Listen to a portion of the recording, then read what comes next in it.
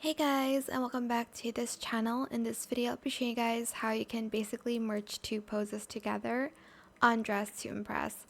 So to do that, save like a masculine body and also save the outfit that you're wearing right now.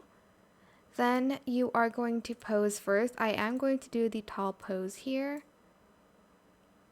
Then you're going to go to the dressing rooms, press E, change it to the mask one, and then turn it back to the one you're wearing.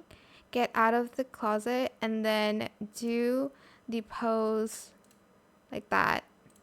So like after you press one pose, you do the other pose to merge it. And as you can see, now you have really long hands.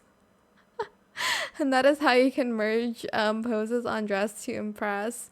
I hope this tutorial was helpful for you guys. Don't forget to like, comment, share, and also subscribe to this channel if you haven't done that already. If you have any more questions about this video, just leave it in the comment section down below. I will try my best to answer them all for you guys. And if you found this video helpful, please click the thanks button as well. That is it. Thank you so much for watching. Bye.